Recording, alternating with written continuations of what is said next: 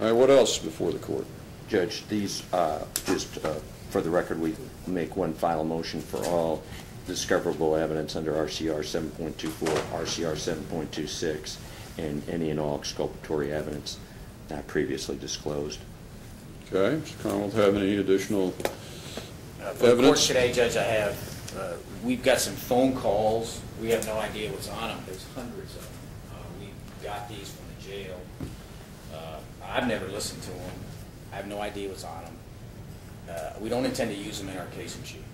So, but I have them, so therefore I'm turning them over. Okay. I don't know if they're inculpatory, exculpatory. They're, you know, they're public record kept by the jail. We got some phone calls, but there's literally hundreds of these phone calls. Okay. I've never listened to any of them. I have no idea what's on them. So I found out that Detective Downs had some phone calls. I said, put them all on a disc and bring them to court with you today.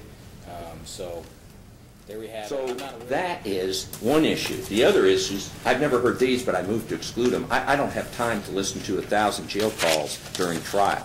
And there's hundreds and hundreds, I suspect thousands of calls. They've been in the Department of Corrections forever. Apparently, we haven't heard how Detective Downs got them. I don't see a subpoena. But if she got them through subpoena, I don't know how long they've had these to hand them out on the day of trial and say we may impeach. There could be, I don't know what's on those calls, and I would move to exclude them immediately. Some of these are over a year old, January of last year.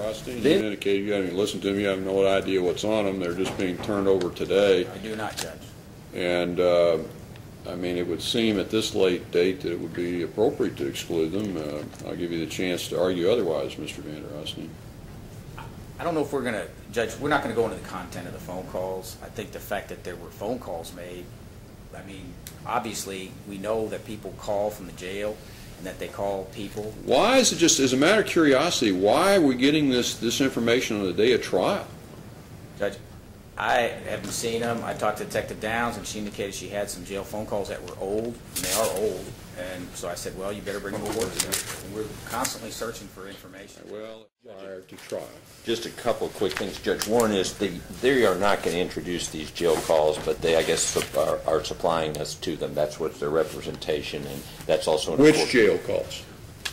We tendered them today, Judge, and Judge, on the February 21st, which was the date we were originally scheduled for trial, I think it was either the day before or that day, we indicated we had these in our possession, and the court excluded them at that point in time because we were all under the impression we were going to start the trial that day. But we have them in our possession. I'm turning them over because since they are in our possession, I feel I need to do that. So we did that. Those records are now in possession of the court and both parties. Those are phone calls? Jail calls. Jail phone calls, yes, sir, that are recorded. Okay, so you're not, the Commonwealth's not proposing to introduce any of those? No, Judge. But we're not going to introduce them in our case, Judge.